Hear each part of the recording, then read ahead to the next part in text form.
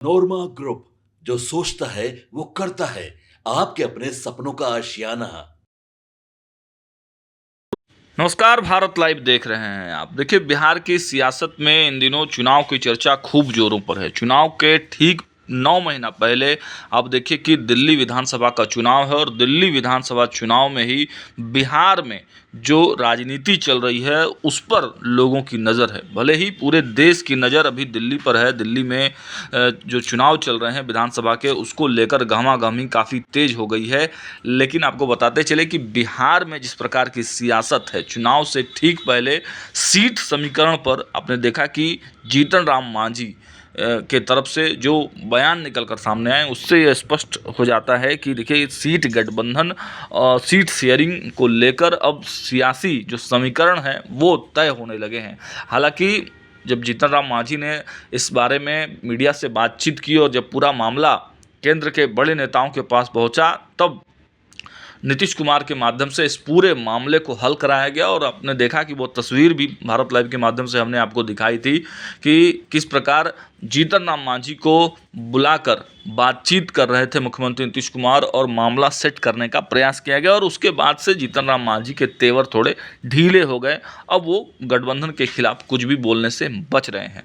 लेकिन आपको बताते चले कि इन तमाम जो सियासी हलकों में जो चर्चाएं हैं, उसके अलग मांझी के बेटे ने एक बड़ा सियासी दांव चला है। अचानक पार्टी छोड़ दी है और पार्टी छोड़ने के बाद एक नए दल के पास वो गए हैं, वहाँ पर उनकी सदस्यता ली है। उनके बारे में खबरें निकल कर सामने आ रही है कि मांझी के जो बेटे हैं वो अब कांग्रेस में शामिल हो गए हैं। पार्टी में इनका स्वागत पवन खेड़ा और अखिलेश प्रसाद सिंह ने किया है। इनके साथ साथ आपको बताते चले कि मंगलवार को कांग्रेस में ये शामिल हो गए। उन्होंने कांग्रेस के विचारों से प्रेरित होकर पार्टी में शामिल होने का फैसला किया।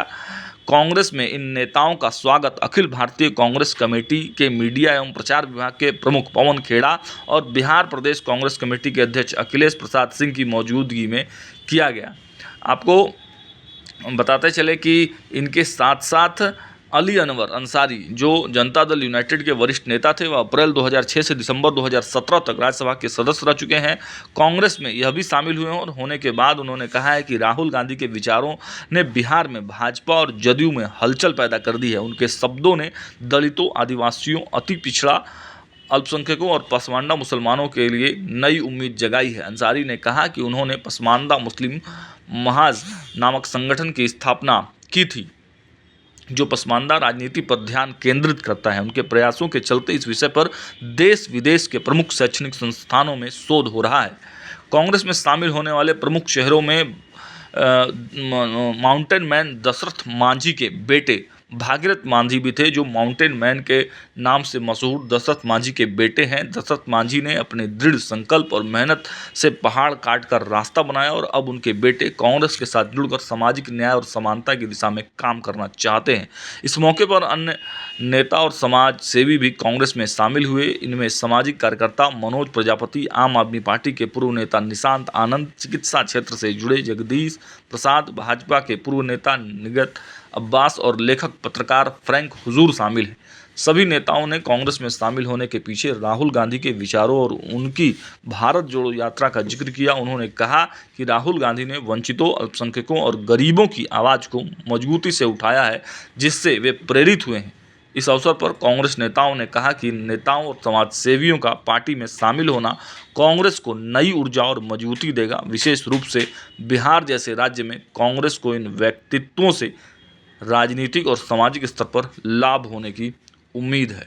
अब दशरथ मांझी के जो पुत्र हैं भागीरथ मांझी, वो कांग्रेस में शामिल हुए हैं। उनके साथ साथ पूर्व राज्यसभा अली अनवर अंसारी कांग्रेस में शामिल हुए हैं। इन दोनों बड़े चेहरों के शामिल होने पर बिहार में जो राजनीति है और ख़ासकर कांग्रेस की जो राजनीति है, कांग्रेस में भी आपकी बात करें तो एनडीए छोड़कर अगर महागठबंधन की बात करें, वहाँ भी सीट शेयरिंग का जो मसला है अभी तक सुलझ नहीं पाया है। और कांग्रेस दबाव बना रही है कि जो पिछले बार 70 सीट दिए गए थे, वह 70 सीट कहीं ना कहीं फिर से कांग्रेस को दिया जाए, लेकिन राजद उस मोड में दिख नहीं रही है। और इसलिए अब देख रहे हैं कि कांग्रेस अपने ढंग से एक अलग प्रकार की जो है सियासत करने में जुटी है। जब बिहार में राहुल गांधी आए थे उस वक्त भी अपने कांग्रेस को एक अलग तल्ख तेवर में दिखाई दिए थे। तो अब ये समझना थोड़ा मुश्किल हो गया है कि क्या कांग्रेस कोई अलग बड़ी नई रणनीति पर काम कर रही है। फिलहाल इस वीडियो में इतना ही। देखते रहिए भारत लाइव। बहुत बहुत धन्यवाद। आपके सपनों को हमने सजाया है, ई होम्स पैनोरमा को हमने बनाया है। ई होम्स मेरा एक सपना था जिस पे मैं पिछले 4 साल से काम कर रहा था। हमने जो बनाया है वो सबने है माना।